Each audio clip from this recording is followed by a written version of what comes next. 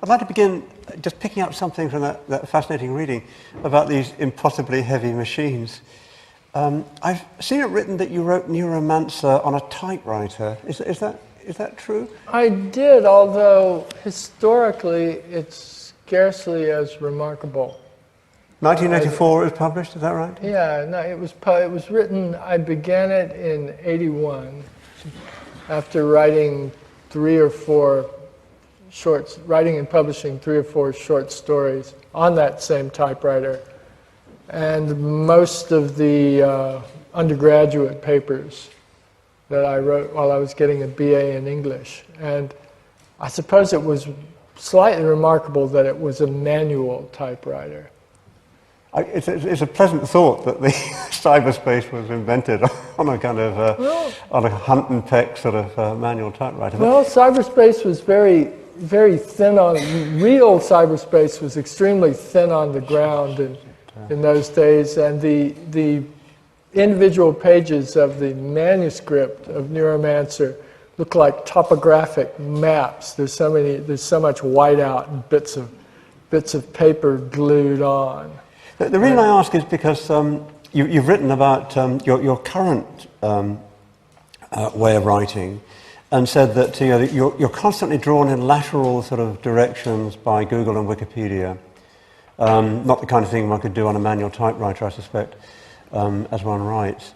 And it strikes me that, I mean, reading that and also reading the novel, I felt very strongly that one has to learn new ways of reading as well. I don't know if you've caught up with a website which is called Node. Yes. Which in fact gives you an extraordinary reading of your novel in which everything is concretized. Solidity of specification is added to your text. What do you make of that? And could you say something about your writing method at the moment? Well, my writing method hasn't actually changed that much. It's just that it was very similar. It's similar at the start to what it is now. Very similar, except it was just fantastically slow because it was all being done manually by someone who is still not even a typist, really. I'm sort of a two-finger and thumbs or something. I don't even like to think about it. Somehow I get it done, but I had to do it all manually and very slowly. So the methods very much the same. One thing that's changed for me, and this is where Node comes in, is that now when I write, I have a sense of there being a sort of ghostly cloud of virtual hypertext hanging around the text of the manuscript. So when I've looked something up, when I've found something on the web and imported it into the manuscript, I now know that someday someone will Google it and likely find my source.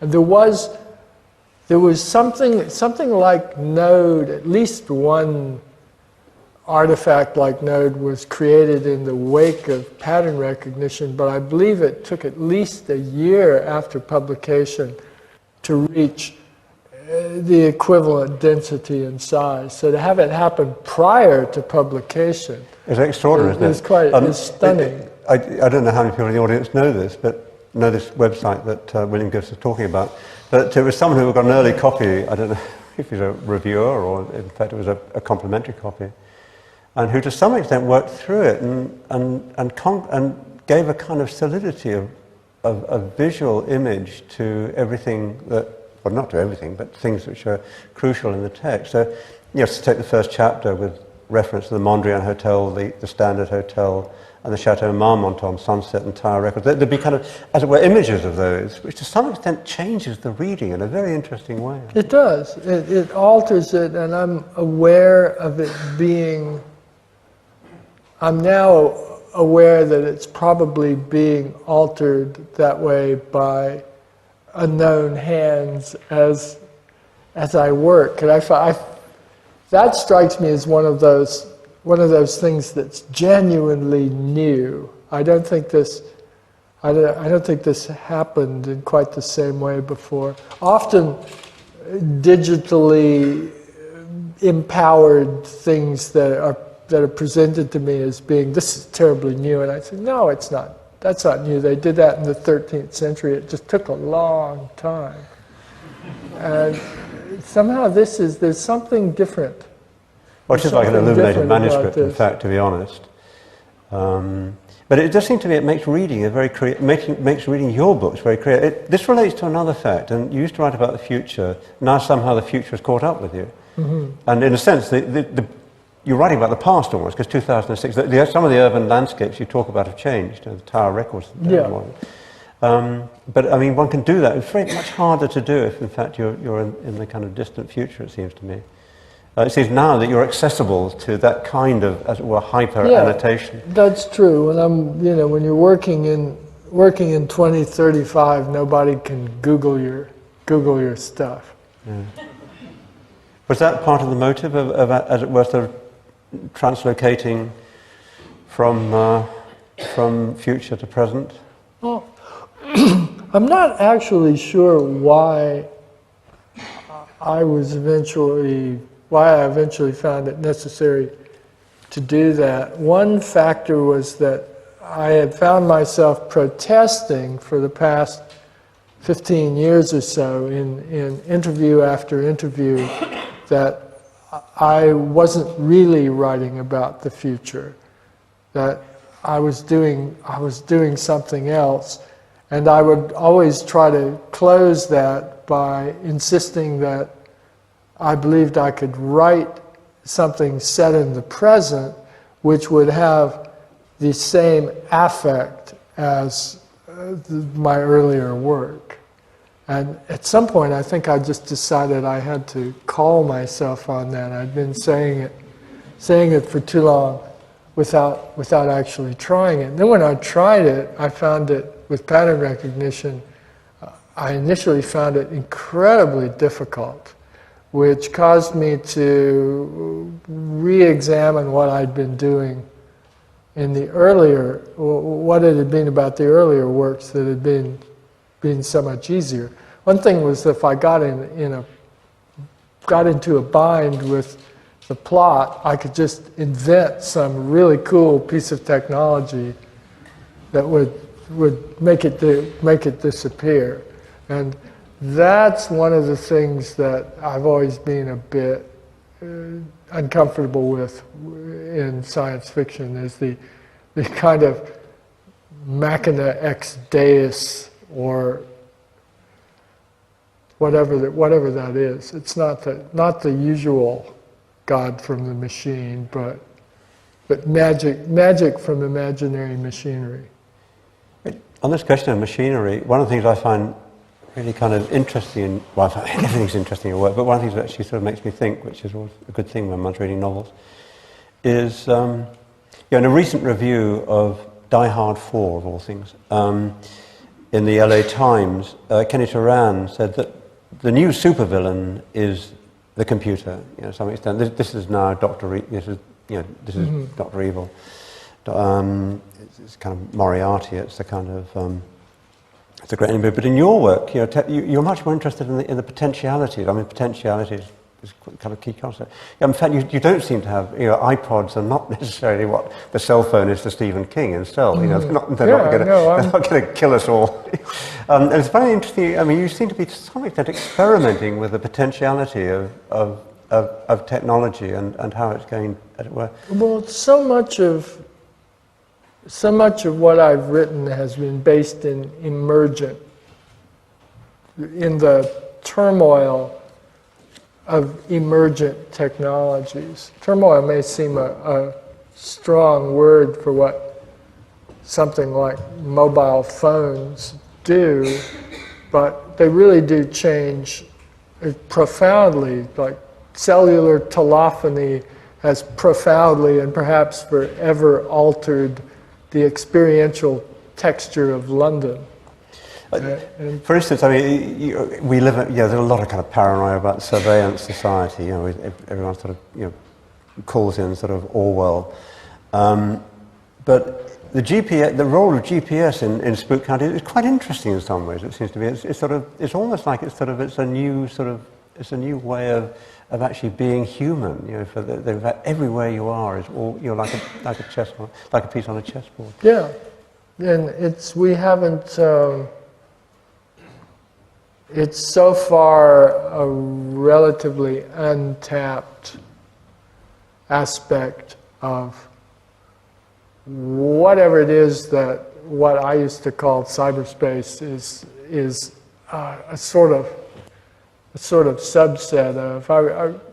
Years ago, about 12 years ago, I was going to do one of those teleconferences, and it was the event was in Milan, so I got up at this ungodly jet-laggy hour in Vancouver and drove downtown and went up in a tall building, and there was only a technician there, and he was setting me up to have this chat with an audience very much like this in Milan. And he said, you know, what you call cyberspace, he said, here in the phone business, we call it the cloud. He said, that's our cyberspace, the cloud. And I said, what's the cloud? And he said, the cloud is all the phones and all the systems and all the stuff. And he said, you know, the really magical thing about the cloud is that you place a call here and it comes out here. And he said, nobody anywhere can ever tell you how it gets from A to B. And I said, yeah, that's my stuff. So it's not just cyberspace, it's the cloud. And it's the GPS grid, and it's the way all of that stuff is growing, seems to be growing together and making more stuff, so that when I wrote Neuromancer, when I wrote Neuromancer, here it was here, and cyberspace was theoretically over there. But even if you were one of the lucky people who could get into a little bit of cyberspace in 1981, you didn't spend much time there. You came back here, where we've always been. But I think now our here is what I used to call cyberspace, and there is some relative state of non-connectivity. I think it has, as one of the characters in Spook Country says, everted. And we all live to one extent or another within its eversion. It's kind of, it seems to be one of the functions of fiction. It's very hard to justify novels sometimes, but one of the functions is that they domesticate very difficult concepts in ways that people can then use them. I mean, you're familiar with this. If you'd taken out a trademark on the words matrix and cyberspace, you'd be a billionaire by now. And yet there's, I don't want to keep talking about Neuromancer, but that book, it seemed to me, made it possible for people to understand, something which they otherwise would just be like a cargo cult sort of mystery to them. And it seems to me that legislation, which to some extent released the GPS thing, which you actually mentioned, is incredibly important. Yeah, it seems to me that's one of the things which is going to take off from your book. Would you agree?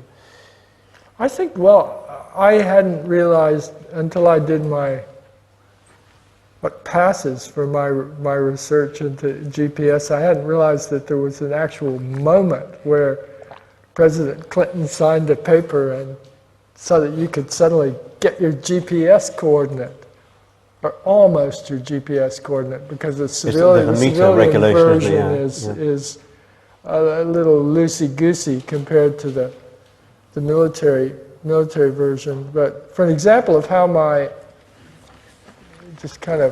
how poor my research is, the book was about to go to press in the United States when my friend Cory Doctorow gently told me that your GPS unit won't work inside. You can't do GPS inside. But that's quite an important element of the plot. You say you got that quite late in the day. Well, it wouldn't work. I did, and in the advanced reading Bobby copies, has to collateralize it. yeah, well, that was, I was very depressed to learn that it didn't work. And then I got a phone call from New York that there was a phase of, there was a stage of manuscript correction, very late, not manuscript, but of galley correction that I had forgotten about. So I spent a very long day going, you know, top to bottom through the whole manuscript, working in Corey's fix, which was, once he told me that you can't do it, he said, but of course you could triangulate off the 3 nearest cell phone towers. So Bobby suddenly became slightly more convincingly necessary to the plot, but only in a desperate last minute fix. And if my experience with pattern recognition holds true with this book, by the time the paperback comes out, my website will have accumulated enough typos and small technical errors that I'll need to slightly alter the paperback edition, which I did for pattern recognition. I never do that in any spirit. I wouldn't do that in any spirit of stylistic improvement. I don't really regard it as a literary move. It's something more to do with that cloud of hypertext that surrounds. I'm honoring the cloud of hypertext when I do that, I think. That's another aspect of the new kind of digital literary environment, isn't it? I mean, just going through blogs, there are a large number of blog commentators on your work, but quite often they do pick up, you know, very minor errors. You know, sort of, you know, a name goes missing, Alejandro, Alberto. You probably picked that one up yourself. And it's quite interesting. There's a kind of new sort of, as it were, attentiveness, a new kind of critical, as it were, alertness, which it seems to me is a very welcome but quite remarkably new sort of phenomenon. Your work seems to attract that kind of sort of almost obsessive attention, sort of, which I mean is in fact good. I think really before I'm lynched by the Gibsonites in the audience. But it is. I find that very heartening. It seems to me that people don't just sort of, as it were, switch off when they read novels anymore. Yeah, they switch it's very encouraging. And I also posted fragments from the work in progress on my own blog and watched the responses, not for that's good or that's bad, or, you know, hoping particularly for bursts of enthusiasm, but simply that by posting them and looking at the reactions, I found myself in a different relationship to the material. And it gave me sometimes freedom to change it for no constant reason. Somehow it alleviated some of the fundamental solitude of the authorial task.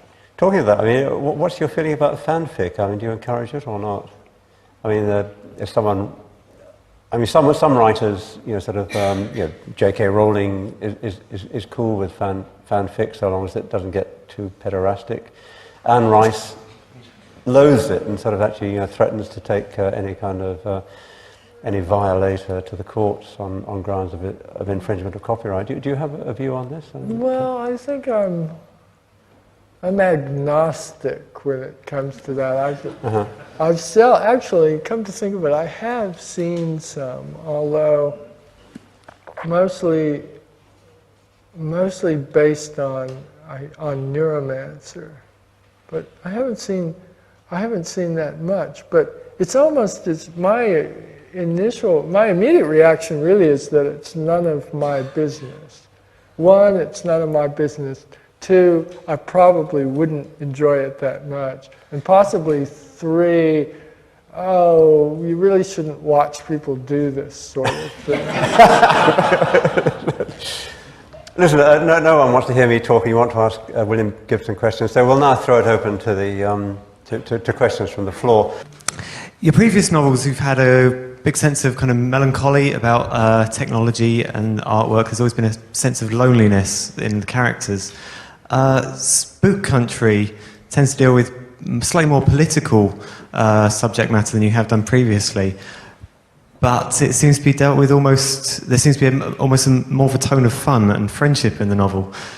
Is there some sort of counterbalance going on there in the seriousness to the fun, or is that something you're aware of when you're writing? No, I'm not conscious of, I don't really work there. I work a lot from the dream state, as much as possible from the dream state. I actually thought that, I had never thought that my earlier work was politically neutral. I mean, it always, over the course of the closing of the 20th century, as I was often praised for having predicted the internet, which is something I'm always happy to argue against. I was disappointed that I've never actually seen anyone suggest that I predicted the bad outcomes of globalization. But the world of Neuromancer is a very badly globalized world, and the subflooring of the North American society in Neuromancer was Reaganomics. I took Reagan's domestic economic policies and just rolled them out. Put them in the extrapolation machine, pumped them out, and got something that looked exactly like Mexico City. No middle class, a lot of super rich, lots and lots of really, really desperately poor people, lots of crime, lots of private security. And no national parks. Yeah, no national parks. So I thought, I never imagined that Neuromancer was a book that you could simultaneously enjoy and have a very high opinion of Ronald Reagan. But apparently you could, because some people were quite offended. Some people have apparently been quite offended by Spook Country in that regard. But I've always tried to be agnostic about emergent technologies. In fact, I think I am. I think I've actually succeeded. I think I actually am agnostic about emergent technologies. I'm neither a Luddite nor a technophile. I'm just in the middle, and I think that technology, for the most part, is morally neutral until you actually do something with it. It's what you do with it that will carry moral weight. It's not what it is. And something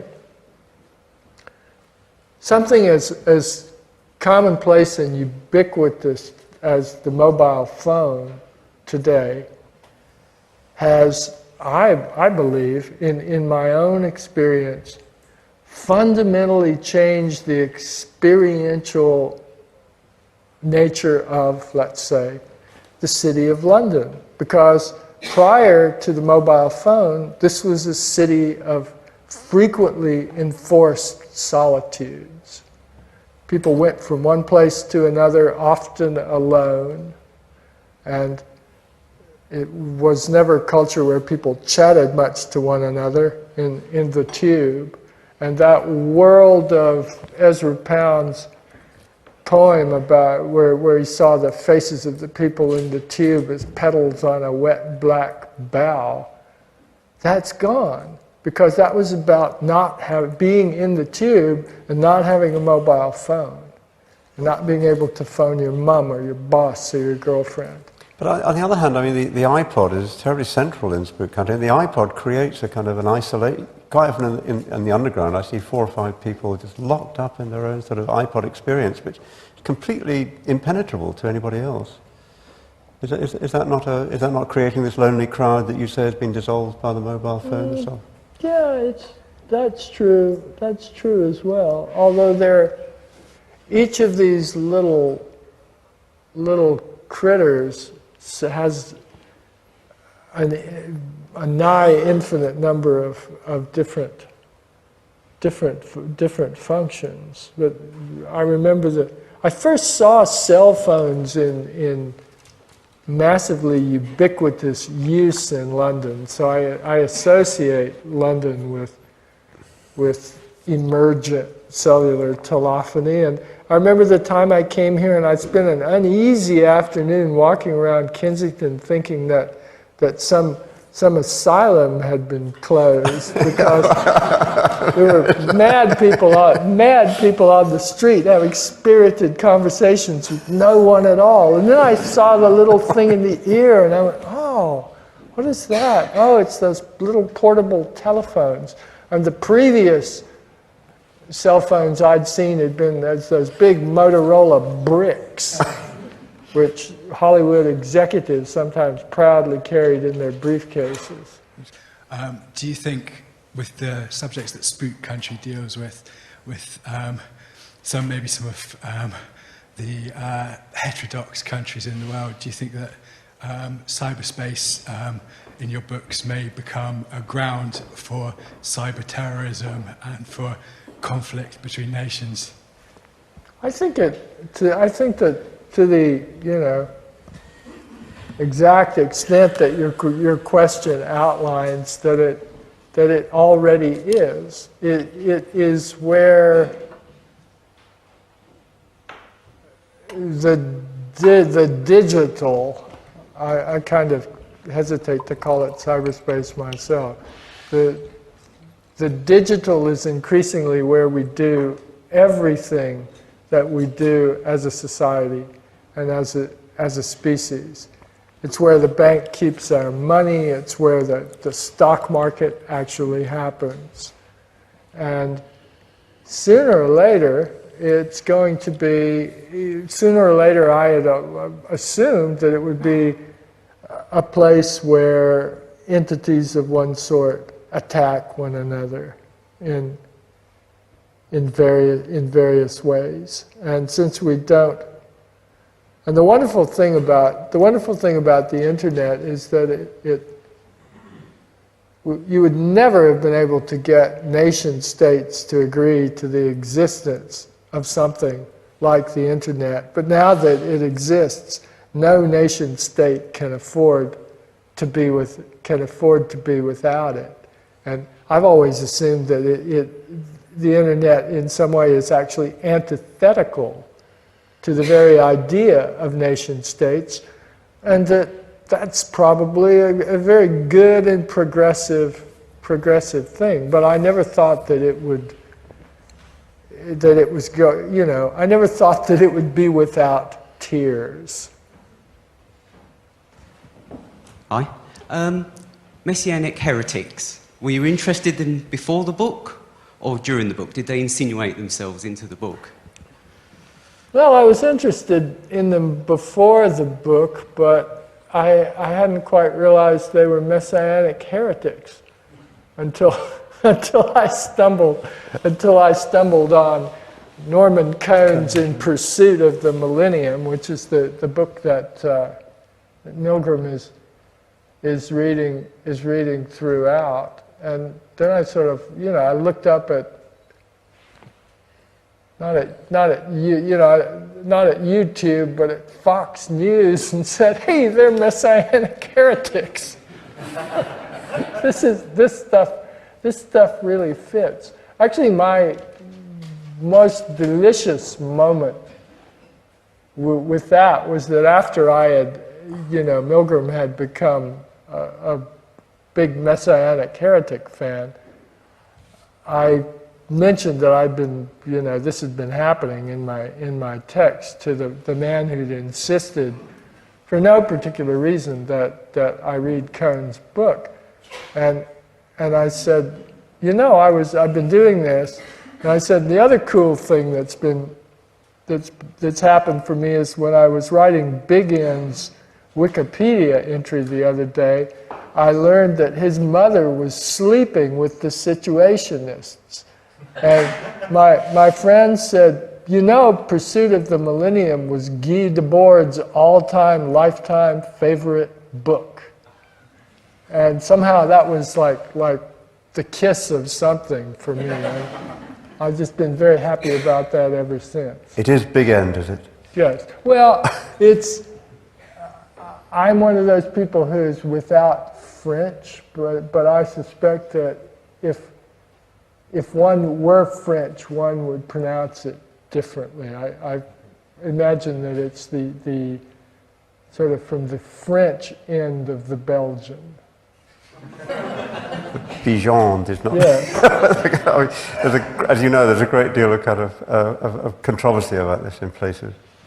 But I mean, if there are any PhD students in the audience, I'm sure in fact they'll have made a note that Neuromancer can be allegorized as anti-Reagan and Spook Country allegorized as anti-Bush. Would that be a misreading in your view? Well, they could be. They certainly could be, and I'd be okay with either of those. I mean, there's certainly no way that I know of that Spook Country is cryptically pro-Bush, or that Neuromancer is cryptically pro-Reagan, except that I think the world of Spook Country is, to me, actually the world of, in the sense of science fiction, the world of Spook Country is, to me, a lot scarier than the world of Neuromancer. The world of Neuromancer is pretty much, or whatever it's doing, it's going along on an even keel, and it's about 2035, and the climate seems okay. Yeah, I know. Let's have more questions from the audience. Anyone got a microphone and speak up if you do, please? I was just wondering, I know that Gibson was into the Mondo crew back in the early 90s, and I was wondering how much that sort of influenced your later work, or how much... Not in any biblical sense. Well, yeah, but I mean, I was just wondering if you think that something like that, because it seemed really exciting reading about it from this perspective. I was just wondering kind of where it went and whether it could come back again. Oh, it seemed really exciting because my take on it from having met them was it seemed really exciting because they were writing about themselves and they were doing a lot of crazy drugs that nobody else had ever done, but it wasn't actually that exciting. I'm not, not for me personally. So, I mean, I suppose something like that could come back. There's a sort of cycle in the world of that coming back. I mean, I'm of the, I think I've more or less come to the conclusion that drug experiences don't actually contain information. That rather they're experiences of tweaked information. I think I've come to the conclusion that the barmaid doesn't actually get any prettier. And that would be my ultimate argument with the Mondo 2000 people, because they all seem to be saying she does get prettier. I saw it happen. For people who read a lot of blogs like Boing Boing or We Make Money Not Art, some of the characters in Spook Country might seem quite familiar to them. Is that a deliberate tactic to engage the cloud of hypertext? Not really. It's just that those are the... I find people like that sufficiently interesting that they work for me as characters. If the characters aren't sufficiently good company in some way, I'm going to have a bad winter. because I'll be, you know, every day with someone who isn't very interesting. I'll probably have to drive them mad and destroy them in order to make it work, which never seems like the right thing to do. But yeah, I don't pick them for coolness, the characters. In fact, I don't even really pick them. They sort of force themselves on me, often like marked cards. They just keep coming back. I didn't think Big End would be in this book. It seemed kind of a cheesy thing to do, but he just kept popping up and handing me his business card, and I finally accepted, and everything started going really smoothly. It's that wonderful concept of anti-buzz, which is another word that you should probably trademark, I think. Anyone got a microphone? Good. Please. Hi. A bunch of us from the board are wondering, so if you and Neil Gaiman got into a fight, who would win?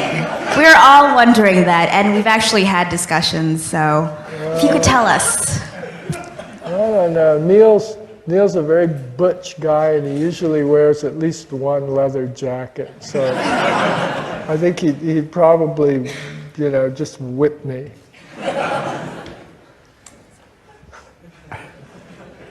Another question, please.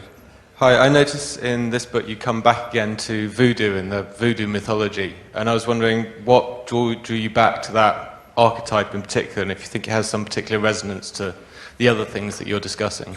Well, I've always, or at least since I was very young, found that a very attractive theology, and it surprised me when it popped up. When it popped up in this, although you know, I got Tito and I got Cuban Chinese, Russian-speaking Cuban Chinese, and I hadn't really thought about Santeria, but it's a natural, you know, a naturalistic match. And so I let a little bit of it in, and it seemed to go very naturally. And also I liked the idea that Tito prevails because Tito himself really is a faith-based initiative. It's just a different faith. Either those gods are real, and you can't tell from the evidence in the book, or they're absolutely subjectively real for Tito, who is evidently in a condition of absolute faith. And I sort of like the question of whether or not that's even a question. Well, where does the systema come from? Is it? Well, systema is a Russian term for well, obviously just for system, but it's what they call a supposedly Russian martial art, which I've never been certain whether or not I believe it or not, but it's supposed, some of its practitioners claim that it came from Cossack dancing. And there have been, and in the post-Soviet collapse years, there's a kind of cheesy back of Soldier of Fortune magazine school of, you know, we're selling, this is the KGB's secret martial art. And I wanted to, what I did with it in Spook Country is to imagine Tito's family importing it into their very, very dense family culture and starting to use it in another way, so that it's expanded into these sort of occult practices. Its use has expanded to cover their occult or religious practices as well. becomes a kind of Harry Potter cloak of invisibility at one point in the novel, doesn't it? We can throw off. No, it's.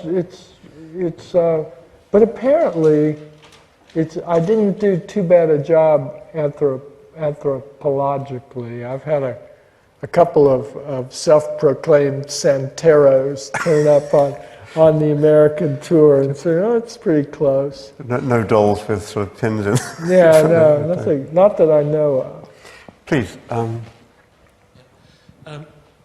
There's fairly obvious similarities between Count Zero, pattern recognition, and the new book Spook Country, in that you've got a female hero and a big money and lots of hotels and so on. Are you searching for some kind of perfect investigative technological thriller form, or is it just coincidence?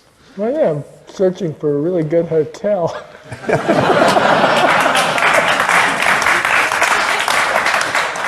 No, I wish I would, actually the question makes me think I should probably be searching a bit further afield. I don't go back and reread myself much, so repeating myself has become something of a fear. I have to trust my first readers for that. As for it,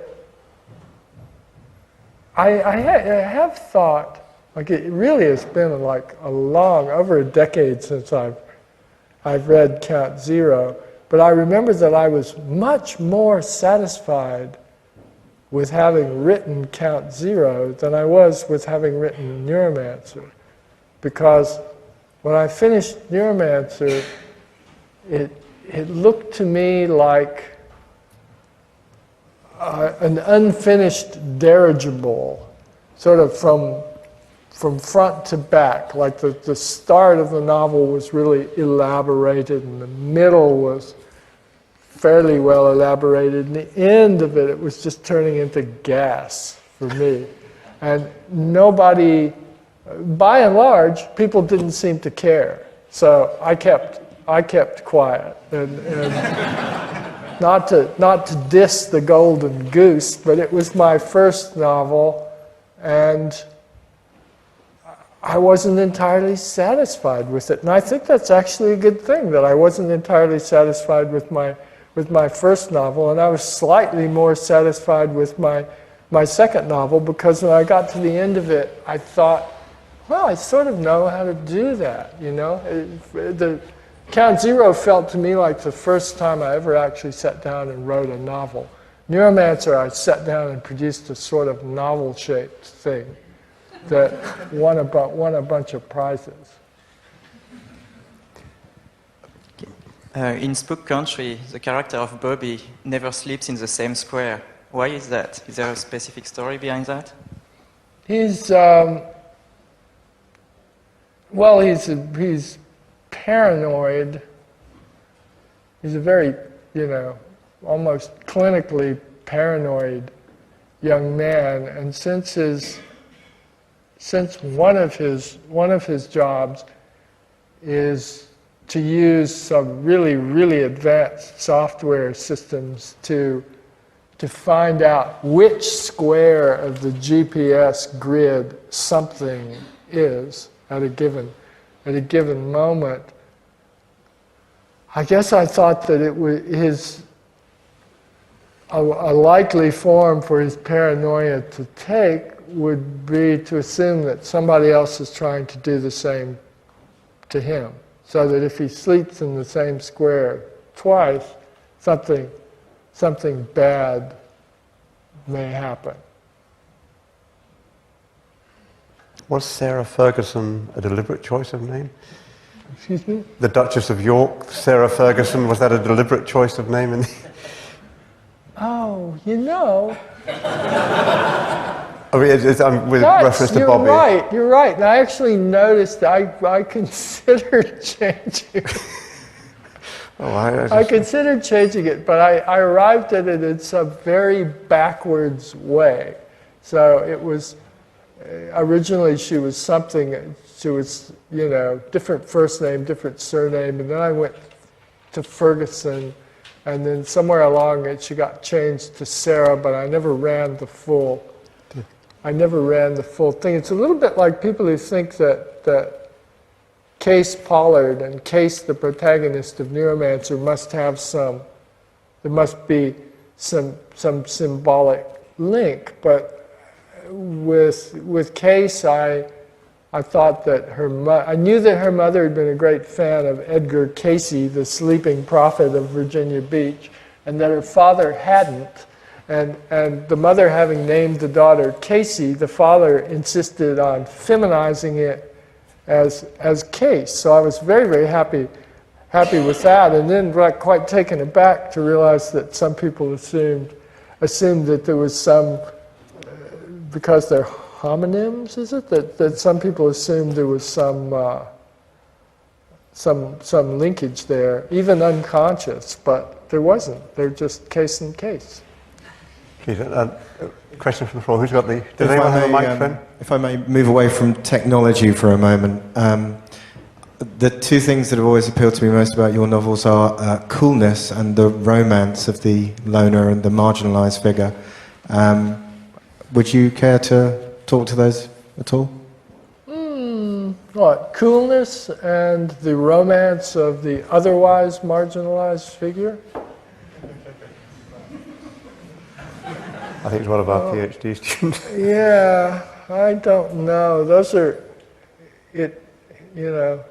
tenure track questions, definitely.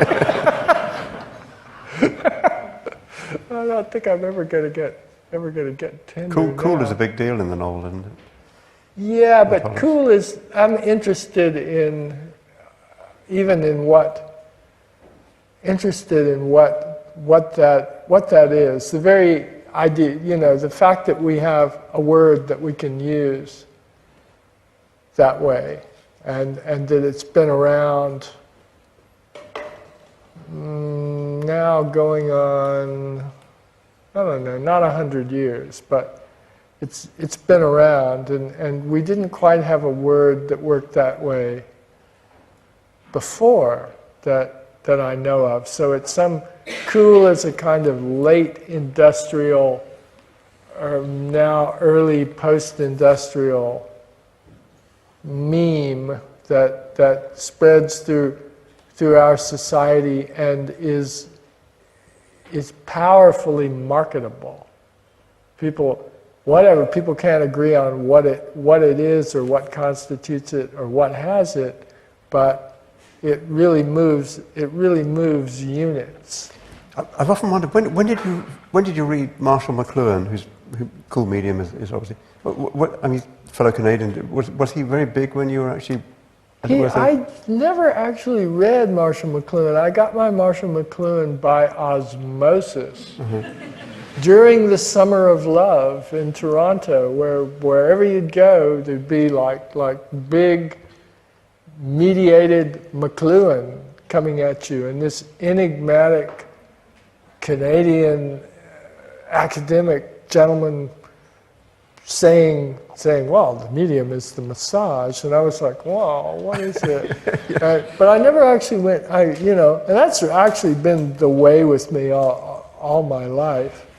I have to admit it. I'll hear the catchphrase or the buzzword, and I go, wow, get really excited about it, but I won't read the text. And this was the case with Naomi Klein's no logo and pattern recognition, where the pattern recognition came out and everyone said, you must have read Naomi Klein's no logo. And I said, well, I read the title. It was a stack of books. It was a bestseller. I said there was a big stack of books in the bookstore, and I thought, wow, no logo. And more or less that was where Case's allergy came from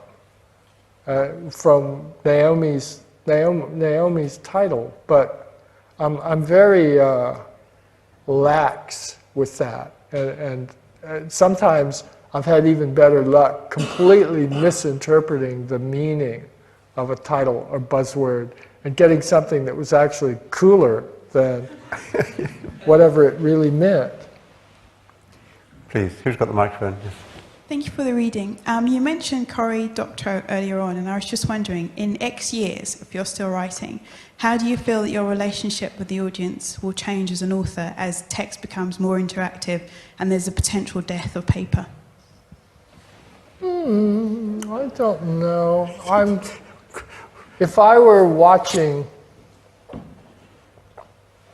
if I had a Google search set to alert me to the potential death of paper, it would probably be for the phrase electronic paper, because everything that people complain about in terms of all those terrible reading platforms that people have been offered as substitute for books, all of that stuff might vanish overnight if working electronic paper became sufficiently inexpensive to produce. With working electronic paper, you'd only ever need one book to last you all your life, because whenever you opened it, it would be whatever book you wanted it to be. But I don't know what the business model would be. It would sure save on trees, but I don't know what the business model would be. There's a passage in Spook Country where Big End lectures Hollis on how Hollis is an ex-pop star, enjoyed this brief window in which it was possible to be a pop star in that sense, and it was the window in which the manufacturers of recorded music were the only people who possessed the means of production. And as soon as tape and cassette tape and then CDs and DVDs and all of that came in, the music companies lost the monopoly on the means of production. We still today have something like that in place with print, and print is the oldest mass medium, as far as I can tell. The first and oldest technological mass medium, and we go on a book tour through the United States, and everywhere you go, there are bookstores that are at least the size of this auditorium, crammed with books, most of them new books, and filled with people. And you go through 20 or 30 of those, and you see how ubiquitous they are, and then somebody says, well, what about the death of print? I don't know. Are you good for another couple of questions? Sure. Let's have two or three more questions, and then... Hi, you wrote about an art form, a digital art form that was spatially and electronically set at certain grid coordinates, which requires the use of specialized goggles. Can you please comment upon which art forms interest you now, these days? Oh, I like them all.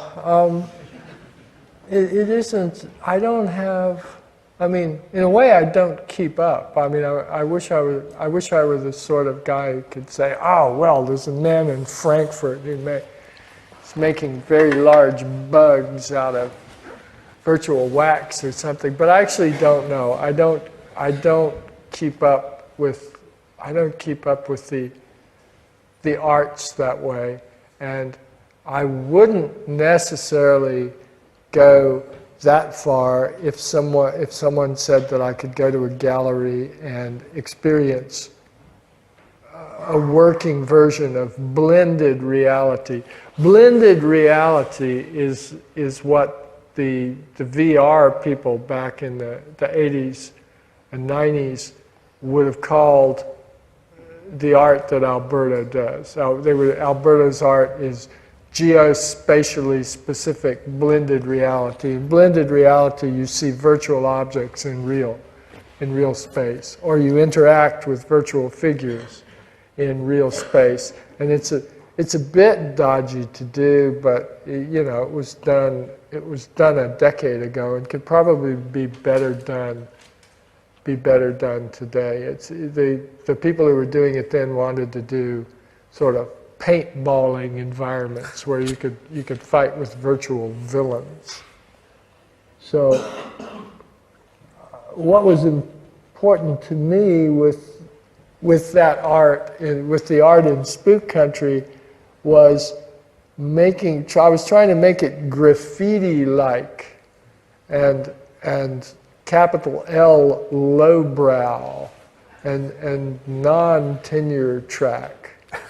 So somehow it needed to, for me, it needed to have the feeling of people who weren't quite in galleries yet, but who wanted to be. Like, I didn't imagine that Damien Hirst would be doing it, but people who secretly wanted to be Damien Hirst might be doing it. Let's have two more questions, please. Several of your books, you skim the subject of celebrity, going back to your statement earlier. What are your feelings on the rise of the micro-celebrity through the medium of Web 2.0 technology? Well, it's the micro-celebrity. It's a very interesting idea. There's something weirdly democratizing about the internet. For instance, eBay has democratized the function of curatorship. eBay has democratized a kind of expertise that could previously only be obtained in the flea markets of Europe's largest cities. But now a smart little kid in a suburb of Cleveland could sit there and figure out all there is to know about some particular kind of china and know the market like the back of his hand. That didn't used to be possible.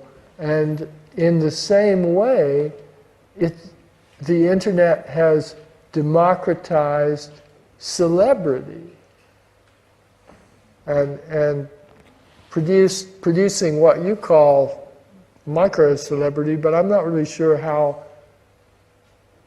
micro that is. On my American tour, I met Craig Newmark, the man who founded Craigslist, which I thought was extraordinary to meet him, because that's an extraordinary thing to have done. I met one of the two bloggers who produces the Poor Man Institute, which is one of my favorite parodic political blogs. And I met a man who claimed to be the creator of the Node website that you cited earlier, who told me that he lived in a very, very small town in Colorado, and the work had been done by a globally distributed mass of volunteers. Really? Who had seen what he was doing and turned up and offered to help. So those people, to me, were the celebrities of the tour. And the size is relative, like micro, macro. So it just sort of depends on where you're sitting. Can we have a last question, please? And, anyone have a microphone? Oh, please. You did a reading in Second Life a couple of weeks ago. How was your experience? Do you think you'd be going back? Is it what you expected from cyberspace 20 years later? It was better than what I had been led to expect by my own solo and anonymous previous forays into Second Life, which reminded me sharply of everything I hadn't liked about high school. And often left me feeling as though I were walking by myself in large circles around a shut-down shopping mall at 4 in the morning outside Edmonton, Alberta. But when I found myself like taken into the hot throng of Second Life to do my reading, I had more of a sense of what people like about it. It's just that I never imagined it I never imagined it, and I'm very naive this way, but I never imagined it being corporate in quite the same way. And I wouldn't have imagined it that way because it was too much of a Disneyland. It'd be too much of a Disneyland field. When I did my take on something like Second Life in Idoru, the little fangirls have built their world in the cracks of these huge corporate ghost sites that no one visits at all. And I like that much more than the idea that it's happening in these sort of user-built modules in Disneyland, but the economy is controlled by Disney, quote, you know. It's not really Disney, but there's a Disney-like thing going on. And also, no one liked I arrived at my original avatar when I went in by myself by deliberately setting all the sliders in what was clearly the opposite direction that one would set them in to be good looking. So I wound up being like a blue Smurf. I was a blue Smurf with a white tutu. And I quite liked that, and I thought it was styling, and I went out and walked around, and people were just very rude to me. And then I saw people on the street for weeks who looked like they had escaped from Second Life, and that really scared me. I'd just like to say, on behalf of Blackwell and of Sci-Fi London, a huge thank you to William and to John for a wonderful evening. If I could hear one more round of applause for them both.